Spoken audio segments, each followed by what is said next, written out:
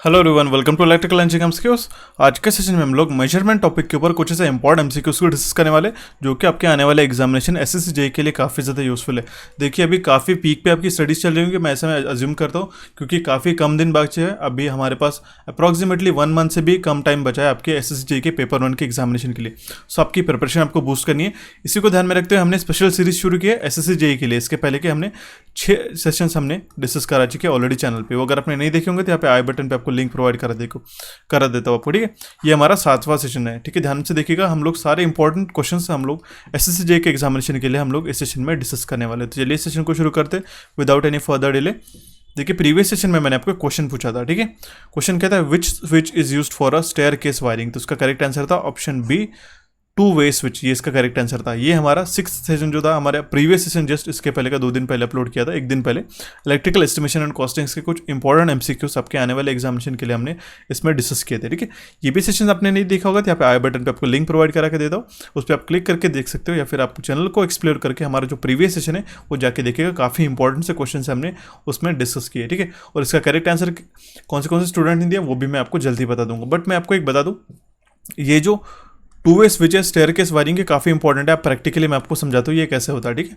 2 way switch हम लोग कैसे लगाते हैं हमारे जनरली हाउस होल्ड में। ये हो गया हमारा स्टेयरकेस, ठीक है। काफ़ी सिंपल सा है। देखिए, मैं आपको बता दूँ, आपके घर पे भी कर सकते हो, कोई इसमें बड़ा रॉकेट साइंस नहीं है, काफ़ी सिंपल सी चीज़ है, ठीक है।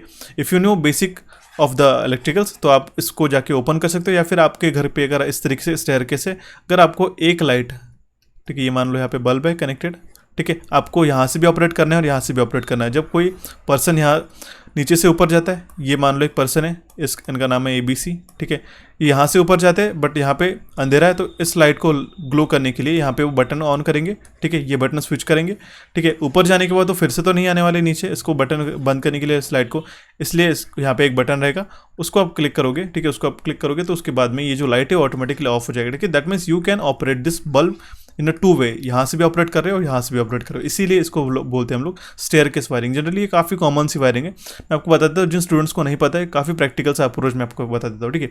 सबसे पहले हमारे पास में 2 वे वायरिंग के लिए क्या लगता है, ये बटन लगता है हमें, ठीक है। 2 वे स्विच इसको बोलता है, ठीक है। इस तरीके से मार्केट में दिखता है। नॉर्मली 1 वे स्विच में क्या रहता है, अगर हमारा एक यहाँ पे अगर हम लोग ऊपर क्लिक करते हैं तो वो ऑफ हो जाता है, और नीचे अगर हम लोग क्लिक करते हैं तो उसको ऑफ हो जाता है, ठीक है, नीचे टैप करते हैं तो। बट 2 वे स्विच में क्या है, इसमें दोनों भी डायरेक्शन में ऑपरेट हो सकता है, ठीक है। It is called as a 2 way switch, दोनों भी स्विच में ऑपरेट हो सकता है। सिंगल वे स्विच में ये थर्ड पॉइंट नहीं रहता है, ठीक है। यहाँ पे सिर्फ 2 पॉइंट्स रहते हैं फेस कनेक्शन में जो हम लोग स्विच लगाते हैं, ठीक है। 2 वे स्विच में यहाँ पे 3 पॉइंट्स देते हैं, ठीक है, इसलिए हम लोग इसमें जो सेंट्रल वायर है वो कॉमन करते हैं, ठीक है। ये इसका सिंबल है। अभी मैं बता देता हूँ इसको हम लोग कैसे ऑपरेट करेंगे। सबसे पहले तो हम लोग फेज में, आपको तो ये बात पता होगी कि हम लोग फेज में स्विच लगाते। ये ले लिया हमने फेज वायर, ठीक है। काफ़ी सिंपल सा अप्रोच है, मैं आपको बताता हूँ, ठीक है। ये हो गया हमारा फेज वायर, ओके। ये हो गया इसकी पोजीशन, ठीक है। ये मान लो 2 पोजीशन है, ये फर्स्ट पोजीशन, ये सेकंड पोजीशन। ये तो हमने फेज वायर पे लगा दिया। ये ऐसा स्विच है जैसे यहाँ पे आपको दिख रहा है, ठीक है। ये आ गया हमारा फेज वायर, ओके। अभी हम लोग यहाँ से स्टेयरकेस वायरिंग में 2 वायर्स को रन करते हैं, ठीक है, इस तरीके से। ये हो गया हमारे 2 वायर्स को रन, ठीक है। ये हो गया हमारा फर्स्ट 2 वे स्विच, ये हमने लगा दिया नीचे, और एक यहाँ पे हमें ऊपर लगेगा, ठीक है, इस तरीके से। अब ये पोजीशन यहाँ पे हो गई, ये हो गई हमारी 1 पोजीशन, ये हो गई हमारी सेकंड पोजीशन, ठीक है। इसके बाद में ये जो सेकंड पॉइंट जाएगा इसका, तो ये जाएगा हमारे बल्ब को, ठीक है। ये हो गया हमारा बल्ब, और ये जो आएगा ये रिटर्न आएगा मान लो, ठीक है। ये हो गया हमारा न्यूट्रल। यही सेम यहाँ पे जो सर्किट डायग्राम है यहाँ पे गिवन है, ठीक है। सिंपल है, हॉट दैट मीन्स ये फेज है, neutral that means it's a black, ठीक है। नॉर्मल कन्वेंशन है, ठीक है। अभी मैं बता देता हूँ आपको इसको कैसे ऑपरेट करेंगे। यहाँ से आ गया मान लो फेज, ठीक है, यहाँ से फेज वायर है, ठीक है। सर्किट कंप्लीट होने के लिए क्या लगेगा कि हमारे दोनों भी स्विच ये फर्स्ट पोजीशन पे हो, ठीक है।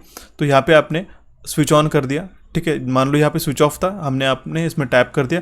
इसमें कैसा कि यहाँ पे ज़रूरी नहीं कि आपका इस पोजीशन में ऑन हो या फिर इस पोजीशन में ऑफ हो, या आप कहीं पे भी कर सकते हो, depending upon the position of the upper switch. Alternate switch का जो रहता है सेकंड स्विच, उसकी जो पोजीशन है उसके ऊपर डिपेंड करता है आपका लाइट ग्लो हो रहा है नहीं हो रहा है। That means it is a 2 way switch, आप ऊपर भी ऑन कर सकते हो, नीचे भी ऑन कर सकते हो, ठीक है, सिंपली।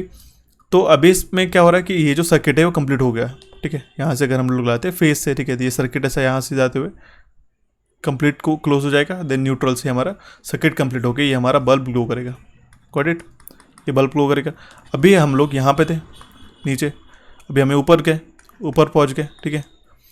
अभी हमें स्विच को क्लोज करना है, तो हमारी जो फर्स्ट पोजीशन थी हम क्या करेंगे, सेकंड पोजीशन पे लाएंगे, दैट मीन्स ये क्लोज हो जाएगा। तो हमारा जो सर्किट है वो कंप्लीट होगा ही नहीं, क्योंकि इस तरीके से हमारा ये आ रहा है ना, ठीक है, इस तरीके से आ रहा है, बट ये यहाँ पे ही क्लोज हो रहा है, ठीक है। मान लो अगर हम लोग इरेजर से इसको इरेज भी कर देते हैं, ठीक है, तो इस पोजीशन में हमारा ये है, ओके। तो इस पोजीशन में हमारा सर्किट कंप्लीट ही नहीं हो रहा, क्योंकि हमने जो पोल का स्विच है, जो स्विच का पोजीशन है वो हमने 2 पे कर दिया, ठीक है। That means it is not connected. आप यहाँ पे देख सकते हो, इट इज़ नोवेयर कनेक्टेड। इसीलिए ये हम लोग इसको 2 वे स्विच वायरिंग कहते हैं। काफ़ी सिंपल सा अप्रोच है, आप इसको जाके कर सकते हो। तभी करना कैसे आपको, सिंपली जाके आपको जो फेज़ वायर मैंने यहाँ पे बोला, तो फेज़ वायर के आपके सेंटर में आपको लगा देना है, ठीक है। और ये 2 वायर से फर्स्ट एंड थर्ड को सिंपली ऐसे रन करने through out the stairs, okay. और यहाँ पे जो पोजीशंस रहेंगे, तो ये जहाँ यहाँ पे अगर आपको एक और स्विच लगेगा, यहाँ पे 2 वे स्विच, ये और स्विच हो गया।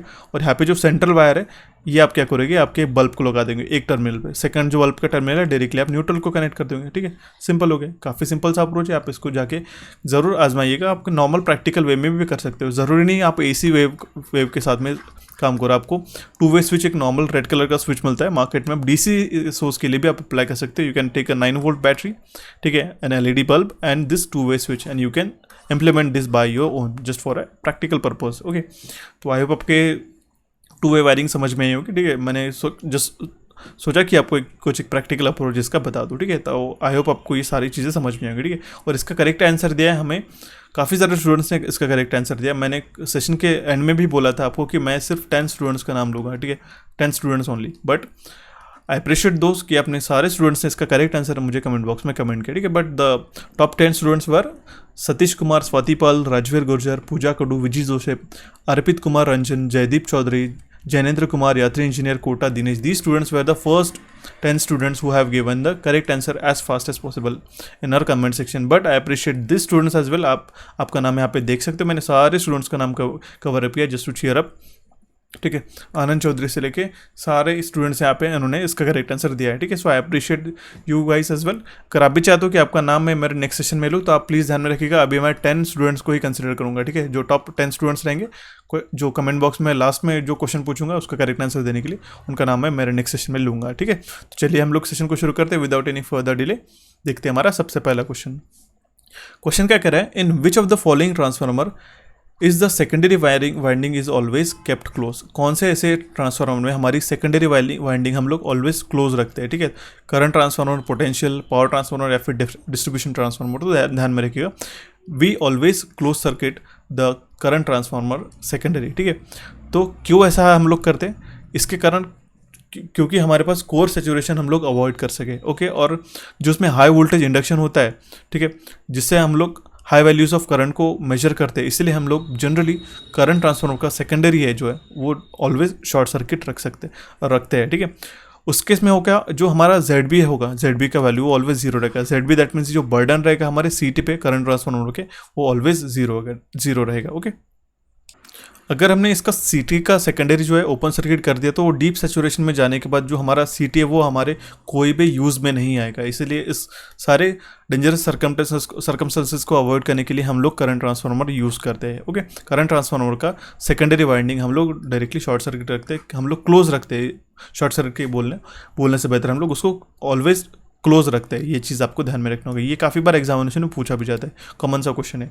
देखते हैं हमारा next question number 2, which among the following can convert the galvanometer into an ammeter. Galvanometer को अगर हमें एमीटर में कन्वर्ट करना होगा तो हमें क्या करना पड़ेगा। यहाँ पे 4 ऑप्शन यहाँ पे गिवन है, by connecting a shunt resistance to parallel to it, by connecting a very high resistance in the series, low resistance in the series, high resistance in the parallel connection. तो हम लोग अगर galvanometer को ammeter में convert करना है तो हम शंट रेजिस्टेंस लगाएंगे पैरेलल में उसके, ठीक है। ऑप्शन ए इसका करेक्ट आंसर हो जाएगा, ओके। ये शंट मतलब क्या है, basically it is a wire of small resistance, ठीक है।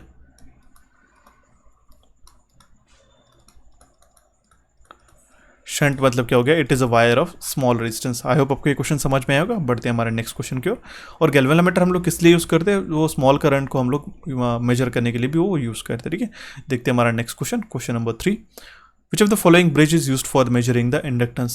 Sharing bridge, Kelvin's double, Maxwell's inductance, Wheatstone, तो हमें इंडक्टेंस मेजर करने के लिए हम मैक्सवेल्स इंडक्टेंस ये ब्रिज यूज़ करते हैं, ठीक है। ऑप्शन सी इसका करेक्ट आंसर आ जाएगा। शेयरिंग ब्रिज हम लोग कैपेसिटेंस को मेजर करने के लिए यूज़ करते हैं। केल्विन्स डबल ब्रिज जो है हम रेजिस्टेंस मेजरमेंट के लिए तो यूज़ करते हैं, बट हम लोग उसमें लो रेजिस्टेंस मेजर करने के लिए यूज़ करते हैं, ठीक है। ध्यान में रखिएगा, लो रेजिस्टेंस को मेजर करने के लिए हम लोग केल्विन्स डबल ये ब्रिज यूज़ करते हैं। और मैक्सवेल इंडक्टेंस हम लोग इंडक्टेंस मेजर करने के लिए यूज़ करते हैं। और व्हीटस्टोन जो ब्रिज है हम लोग मीडियम रेजिस्टेंस जो है उसको मेजर करने के लिए यूज़ करते हैं। ओके, तो ये सारे भी ब्रिजेस आपको ध्यान में रखने होंगे for the examination point of view. We'll see the next question, question number 4। Which of the following is the type of recording instrument? Ammeter, megger, voltmeter या फिर XY plotter. So recording instrument यहाँ पे पूछा गया है, ठीक है। तो ammeter, megger, voltmeter these are not recording instruments, okay. तो XY plotter is a recording instrument, okay. Option D इसका करेक्ट आंसर हो जाएगा। We'll see the next question, question number 5। The bridge shown in the figure has a Z1 is equals to 50 at an angle of 10 degree ohms, Z2 is equals to 10 at an angle of 0 degree ohms, Z3 is equals to 150 at an angle of minus 10 degree ohms, and what will be the value of Z4? The bridge will be balanced. कौन से value पे Z4 की value पे हमारा bridge ये balance हो जाएगा, ये हमें क्वेश्चन में पूछा गया। तो हमें ये ब्रिज को बैलेंस करने के लिए एक कंडीशन है हमारे पास, Z1 into Z4 is equals to Z2 into Z3, ये हमारी कंडीशन है, ओके। तो इस केस में हम लोग ये सारी वैल्यू सब्स्टिट्यूट कर लेते हैं। 50 at an angle of 10 degree into Z4 का वैल्यू पूछा गया इज इक्वल्स टू हो जाएगा हमारे पास 10 at angle of 0 degree into 150 at an angle of minus 10 degree. If you can solve this you will get a Z4 value as आपको Z4 का value मिलेगा 30 at an angle of minus 20 degree. इसको solve नहीं करते, ये polar conversion है, directly आप इसको सॉल्व कर सकते हो, ठीक है। कोई भी दिक्कत आती है तो प्लीज़ मुझे कमेंट बॉक्स में कमेंट करेगा, ठीक है। तो यहाँ पे 30 at an angle of minus 20 कौन सा ऑप्शन में, ये है हमारे ऑप्शन बी में, ओके। सो अगर हमारा Z4 का value 30 at an angle of minus 20 degree ohms हो जाएगा तो जाके हमारा ये बैलेंस जो ब्रिज है यहाँ पे ये बैलेंस हो जाएगा, okay. This is the next question, question number 6. The type of damping used for a moving iron instrument is, moving iron instrument के लिए MI instrument के लिए हम लोग कौन सी damping यूज़ करते हैं? Air friction, fluid friction, eddy current या फिर हम लोग ग्रेविटी फ्रिक्शन डैम्पिंग यूज़ करते हैं? तो हम लोग basically air friction damping use करते हैं। देखिए होता क्या है डैम्पिंग, मतलब अगर हमारा ये जो पॉइंटर है ये अगर ऑसिलेट कर रहा होगा, ठीक है, इस पॉइंट पे, तो अगर यहाँ पे हमारे पास वैल्यूज़ है, ठीक है, ये होगी 1 2 3 4 5 6, if our pointer is oscillating in the range between from 3 to 5, ठीक है, बट यहाँ पे करेक्ट वैल्यू उसको मेजर करना था 4, तो वो डैम्प नहीं हो रहा है, तो इसलिए हम लोग उसको डैम्पिंग इंस्ट्रूमेंट यूज़ करते हैं, ठीक है। वेरियस टाइप ऑफ डैम्पिंग रहते हैं, जैसे air friction damping, fluid friction damping होता है। होता क्या है इसमें जो पॉइंटर है हमारा एक स्टेबल पोजीशन पे आ जाता है डैम्पिंग होने के कारण, इसलिए हम लोग इंस्ट्रूमेंट्स में डैम्पिंग यूज़ करते हैं, ओके। आपने कभी कभी आपके बाइक पे देखा होगा या फिर कभी जो एनालॉग मीटर रहता है वहाँ पे कभी कभी जो उसका एरो है, पॉइंटर है, वो ऑसिलेट होता रहता है। इट इज़ जस्ट बिकॉज कि it has a poor damping, उसमें अच्छी तरीके से डैम्पिंग ना होने के कारण ही ऐसा वो ऑसिलेट होता रहता है, ठीक है। इसीलिए इसका हम लोग इस्तेमाल करते हैं। तो उसमें हम लोग एयर फ्रिक्शन डैम्पिंग ये यूज़ करते हैं मूविंग आयन इंस्ट्रूमेंट में। ऑप्शन ए इसका करेक्ट आंसर हो जाएगा, ठीक है। यहाँ पे मूविंग कॉइल इंस्ट्रूमेंट और मूविंग आयन इंस्ट्रूमेंट जो है यहाँ पे गिवन है। मूविंग आयन इंस्ट्रूमेंट का जो स्केल है वो नॉन यूनिफॉर्म है, ये आपको ध्यान में रखना होगा, ठीक है। इसमें आपको मल्टीपल क्वेश्चंस, इस ये जो यहाँ पे चार्ट दिया है ये आपको ध्यान से पढ़ के जाना है एग्जामिनेशन में, इस पे एक क्वेश्चन डेफिनेटली आता है, ठीक है। इसलिए मैंने आपके सामने ये चार्ट प्रेजेंट किया, ठीक है, इंपॉर्टेंट है। इसमें हम लोग कौन सा डैम्पिंग यूज़ करते हैं, moving coil type of instrument में, और moving ion type of instrument में हम लोग एयर फ्रिक्शन डैम्पिंग ये यूज़ करते हैं, ओके। और ये हम लोग सिर्फ DC के मेजरमेंट के लिए यूज़ करते हैं मूविंग कॉइल इंस्ट्रूमेंट। ये सारा चार्ट आपको पढ़ना है ध्यान से, ओके। ये जो हमने है चार्ट ऑलरेडी एक्सप्लेन कर दिया था हमारे जो SSC JEE के लिए हमने मेजरमेंट के सेशंस लिए थे सुपर MCQ सीरीज़ में, वो अगर आपने नहीं देखे होते तो यहाँ पे आई बटन पे लिंक प्रोवाइड कर देता हूँ।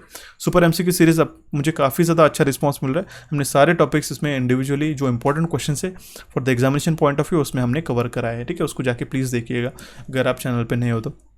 और साथ साथ बता दो अगर आप चैनल पे नए हो तो आप हमारे चैनल को सब्सक्राइब करें और हमारे दूसरे चैनल कोचिफाई को भी सब्सक्राइब करें, सो दैट आपको technical as well as non technical completed to the point आपके एग्जामिनेशन में जैसा पूछा जाता है आपके सारे सेशंस हम लोग वहाँ पे आपको प्रोवाइड करा देंगे, ठीक है। और सारे दोनों भी चैनल्स आपको काफ़ी इन्फॉर्मेटिव सेशंस आपको प्रोवाइड करेंगे, तो आपको सब्सक्राइब करना है और नोटिफिकेशन बिल को भी क्लिक करना है।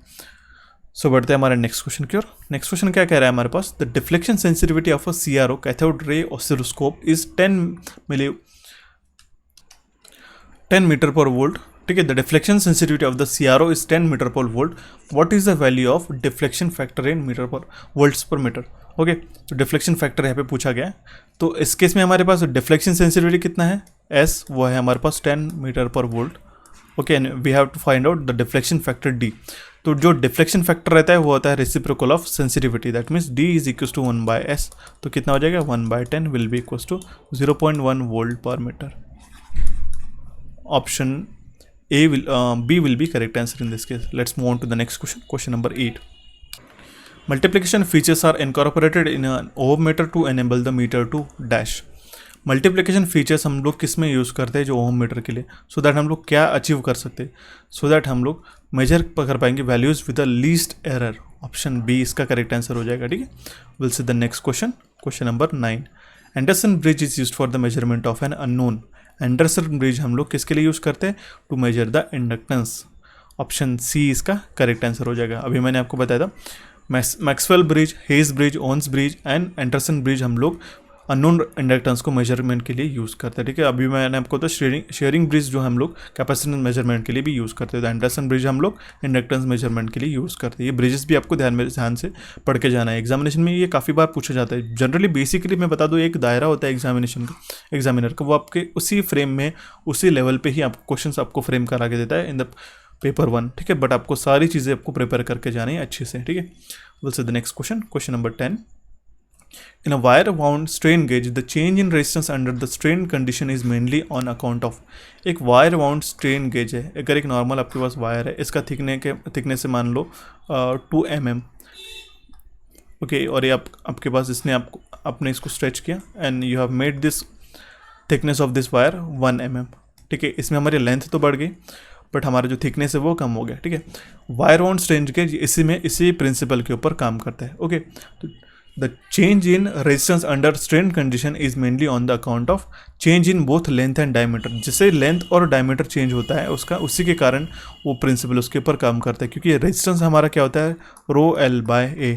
दैट मीन्स हमारा लेंथ भी अगर चेंज होता है या फिर एरिया चेंज होता है तो हमारा रेजिस्टेंस है वो चेंज करता है। और स्ट्रेन के जो है हम लोग स्ट्रेन मेजरमेंट के लिए यूज़ करते हैं, तो उसमें यही प्रिंसिपल का इसमें इस्तेमाल होता है। दैट मीन्स इसका करेक्ट आंसर है ऑप्शन से, change in both length and diameter of the wire. अगर स्ट्रेन गेज, अगर मान लो ये वायर है, इसके ऊपर आपने प्रेशर दिया, ठीक है, तो उसमें कुछ लेंथ बढ़ गई, ठीक है, कुछ इंक्रीज हो गई, तो उसी के कारण उसका रिस्पेक्टिव रेजिस्टेंस चेंज हुआ। तो आपने जो रिस्पेक्टिव वैल्यूज है, जो रिस्पेक्टिव कितना स्ट्रेन उसके ऊपर आए, वो आपने कैलकुलेट कर लिया। ठीक है, we'll see the next question. Question number 11।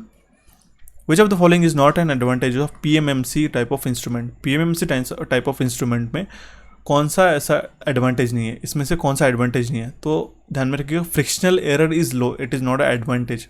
Which of the following is not an advantage बोला है, not an advantage of PMMC type of instrument. बाकी इसके एडवांटेजेस है। Okay, uniform divided scale, stray magnetic field error is small. These all are the features of the, or we can say the advantages of the PMMC instrument. Okay, we'll see the next question. Question number 12. Extension of a moving ion ammeter range can be done by using what? हमारे moving iron ammeter का range को है हम लोग कैसे extend कर सकते हैं? सो हम लोग by using shunt. Okay, we can use shunt. That shunt क्या है, हमारा लो वैल्यू रेजिस्टेंस है। Shunt is a low value resistance. Okay, और हम लोग उसको पैरेलल में कनेक्ट कर सकते हैं। ओके, कुछ इस तरीके से हम लोग इसको पैरेलल में कनेक्ट करके हो गया, अगर हो गया हमारा मीटर, ठीक है, this will be the RSH which is shunt. It is a low value resistance connected in the parallel with the meter to extend the range, so that हम लोग मोर मैक्सिमम उसका जो स्केल है हम लोग उसको बढ़ा पाए और ज़्यादा अमाउंट के हम लोग करंट उसको मेजर कर सके। ठीक है, बेसिकली इसका प्रिंसिपल कैसा है, अगर हम लोग लो वैल्यू का रेजिस्टेंस यहाँ पे कनेक्ट करेंगे तो it can draw the large number of current. ठीक है, लार्ज करंट फ्रॉम इट। ठीक है, ये इसमें से करंट ज़्यादा फ्लो होगा। ओके, इसीलिए हम लोग नंबर ऑफ उसका जो एक्सटेंशन है वो हम लोग कर पाएंगे, जो मूविंग आयन एमीटर का रेंज है हम लोग उसको एक्सटेंड कर पाएंगे बाय यूजिंग शंट। ओके, तो option B will be correct answer in this case. We'll see the next question. Question number 13। Which of the following is a true about a current transformer? Current transformer में हमारी इसमें से कौन सी statement correct है? It increases the range of AC ammeter. ये इसमें से स्टेटमेंट जो है ये करेक्ट हो जाएगा। Current transformer increases the range of AC ammeter. Okay, इसीलिए हम लोग CT यूज़ करते हैं। और PT हम लोग किसके लिए, पोटेंशियल ट्रांसफार्मर हम लोग किस लिए यूज़ करते हैं? हम लोग मैक्सिमम नंबर ऑफ वोल्टेज है, या फिर हम लोग कह सकते हैं मैक्सिमम वोल्टेज हम लोग पोटेंशियल ट्रांसफार्मर को स्टेप डाउन करके उसको मेजर कर सकते हैं। ओके, तो ध्यान में रखिए, अगर हम लोग लार्ज करंट को मेजर करना है एसी एमीटर में, अगर हमारे पास स्मॉल स्केल एमीटर है, ठीक है, जिसकी वैल्यू ज़्यादा नहीं, तो हम लोग करंट ट्रांसफार्मर का इस्तेमाल करके यूज़ करके हम लोग लार्ज वैल्यू ऑफ करंट को मेजर कर सकते हैं। अगर हमारे पास पोटेंशियल ट्रांसफार्मर है तो हम लोग लार्ज वैल्यू ऑफ वोल्टेजेस को मेजर कर सकते हैं by using that potential transformer, जिसको हम लोग CT या PTB कह सकते हैं। और ध्यान रखिएगा, CT का भी मैंने आपको फीचर बताया था, secondary of CT shall be never be open circuited. Okay, we'll see the next question number 14. The element in a CRO used to collect secondary emission electrons is what? Secondary emission जो है हमारा, हम लोग किससे में collect करते हैं CRO के अंदर, तो it is called as aquadag. Aquadag is able to collect the secondary emission of electrons. Okay, option B इसका करेक्ट आंसर होएगा। ठीक है, यहाँ पे जो आप देख सकते हो, जो ग्रेश पोर्शन दिख रहा है, it is called as एक्वाडैग।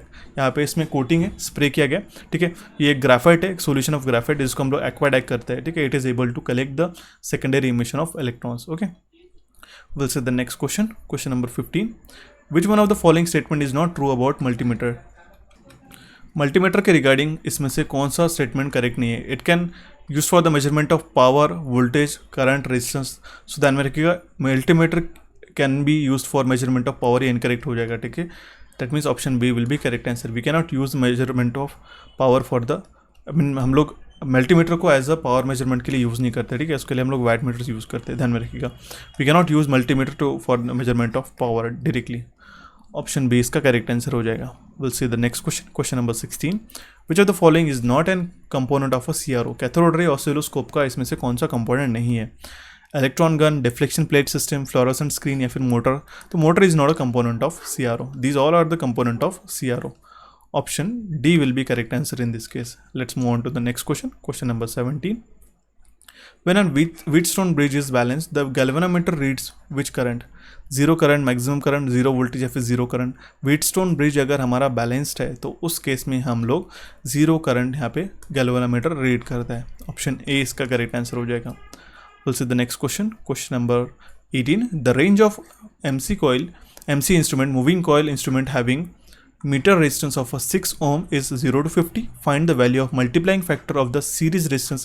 Its full scale deflection current is 5 ampere. यहाँ पे मल्टीप्लाइंग फैक्टर हमें फाइंड आउट करना है। ठीक है, अगर हमारे पास रेंज इसकी एक्सटेंड करनी है तो फुल स्केल डिफ्लेक्शन कितना है, करंट का वैल्यू कितना है, आई का है हमारे पास 5 एम्पियर का। ओके, मीटर रेजिस्टेंस कितना है, RM, उसका वैल्यू है हमारे पास में 6 ohms का। ओके, और हमारे पास वोल्टेज कितना है, तो वोल्टेज हो जाएगा हमारा, अगर हम लोग उसको VM से डिनोट करते हैं वो हो जाएगा हमारा 5 × 6 विल बी 30 वोल्ट्स। करेक्ट, और हमारे पास मल्टीप्लाइंग फैक्टर कितना आ जाएगा, वो आ जाएगा हमारा V/VM। तो वोल्टेज कितना है हमारे पास 50, 0 to 50 का उसका रेंज है। अगर हमारे पासउसका फैक्टर निकालना है तो हम लोग 30 से डिवाइड कर देंगे जो हमारा VM है, तो हमारा मल्टीप्लाइंग फैक्टर जाएगा 1.67। That is option B will be correct answer. Find the value of multiplying factor हमें पूछा गया था। इस तरीके से आपको सिंपल आपको क्वेश्चंस पूछे जाते हैं एग्जामिनेशन में। ठीक है, we'll see the next question number 19. The speed of megger is kept at 160 RPM. Okay, megger हम लोग किसके लिए यूज़ करते हैं? It is use to measure the high insulation resistance. Okay, और ये कौन से प्रिंसिपल पे वर्क करता है? Electromagnetic induction.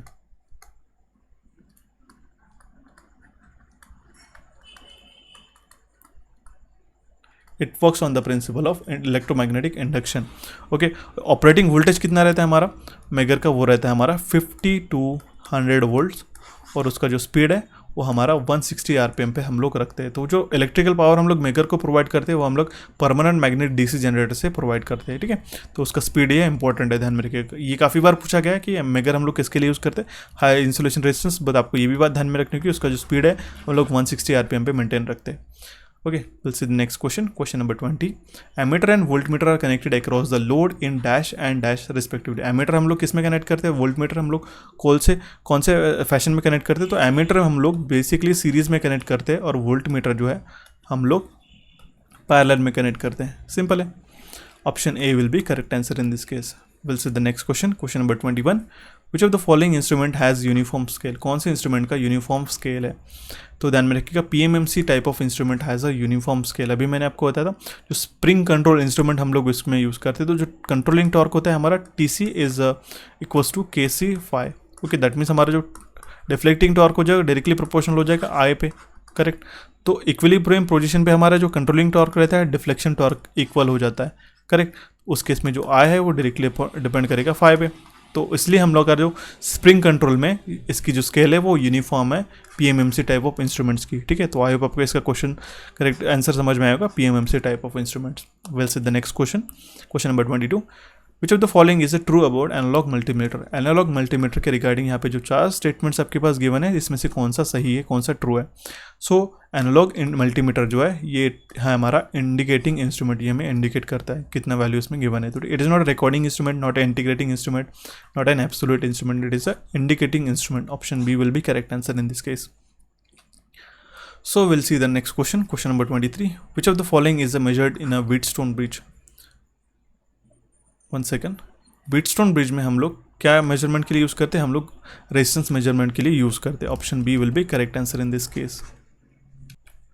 We'll see the next question, question number 24. Determine the required value of shunt resistance in ohm to convert the galvanometer into ammeter। अभी मैंने आपको क्वेश्चन बताया था सबसे स्टार्टिंग में, galvanometer को एमीटर में हमें कन्वर्ट करना है जो रीड कर पाए 12 एम्पियर्स तक। When the internal resistance of the galvanometer is 30 ohms, जब हमारा galvanometer का internal resistance है 30 ohms रहेगा और value of current रहेगा for full scale deflection वो रहेगा 0.1 एम्पियर्स का, ठीक है। तो value of full scale current deflection तो हम लोग ऐसे लिख लेते हैं, वैल्यू ऑफ IFSD तो वो जाएगा हमारे पास 0.1 एम्पियर, ओके। और यहाँ पे गैल्वेनोमीटर रेजिस्टेंस है तो RG हम लोग उसको लिख लेते हैं तो वो हो जाएगा 30 ओम्स, ओके। और I हमारे पास कितना है 12 एम्पियर्स का है, करेक्ट। तो RSH का एक फार्मूला है जो हम लोग शंट का फार्मूला है, तो RG upon I/IM -1, okay. RG क्या है, ये इंटरनल रेजिस्टेंस है हमारे कॉइल का। RAC जो है हमारा पैरेलल रेजिस्टेंस है, दैट मीन्स ये RSH जो है हमारा पैरेलल रेजिस्टेंस है, और जो I है वो है हमारा रिक्वायर्ड फुल स्केल रीडिंग, और IM का जो वैल्यू है ये हमारा full scale reading of the meter. तो हम लोग RSH का वैल्यू निकालेंगे, RSH will be equals to 30 upon RG कितना है 30 है हमारे पास, ठीक है। यहाँ पे कितना I का वैल्यू है 12 अपॉन IM का वैल्यू कितना है 0.1, IFSD 0.1 -1, तो if you can solve this you will gate 0.252 ohms will be the value of shunt. That means option B will be correct answer in this case। काफ़ी simple सा था, but ये अगर आपको ये फॉर्मूला पता है तो आप इसका इजीली वैल्यू निकाल सकते हो। We'll see the next question of this session. In the circuit shown below the pressure coil of the 2 watt meters are connected to. जहाँ पे इस सर्किट में जो वाट मीटर्स कनेक्ट है 3 फेज सर्किट्स में, तो उसका प्रेशर कॉइल्स किसको कनेक्टेड है, तो ये हो गया मेरे प्रेशर कॉइल। यहाँ पे आप देख सकते हो these are connected to the B phase, ठीक है। That means option A will be correct answer in this case. तो ये थे हमारे important questions of this session. I hope आपको सारे क्वेश्चन समझ में आएगा। कोई भी आपको दिक्कत है तो प्लीज़ हमें कमेंट बॉक्स में कमेंट करिएगा। नेक्स्ट सेशन के लिए मैं क्वेश्चन जोड़ के रहा हूँ। क्वेश्चन क्या है, what is the value of unknown resistance RX in kilo ohms, unknown capacitance CX in microfarad respectively in the circuit given below when no current flows through the detector D। इसमें से अगर कोई current flow नहीं होगा तो उसके हमें value find out करनी है RX और CX की। इसका करेक्ट आंसर आपको हमें कमेंट बॉक्स में कमेंट करना होगा, ओके। तो आई होप अपने अभी तक की जो भी सारी चीज़ें देखी, और इस सो आपको हमारे चैनल को सब्सक्राइब करना है। यहाँ पे आप क्लिक करके सब्सक्राइब कर सकते हो आपके हमारे नए चैनल कोचिफाई को। आप इलेक्ट्रिकल इंजीनियरिंग MCQ उसको सब्सक्राइब करें, और हमारे रिसेंट सेशन को देखने के लिए आप क्लिक कर सकते हो। साथ साथ आपको सेशंस के PDF चाहिए होगा तो आप हमारे टेलीग्राम चैनल कोचिफाई_ऑफिशियल और इलेक्ट्रिकल इंजीनियरिंग MCQ को फॉलो कर सकते हो। So guys, for the next time I will see you and have a nice day.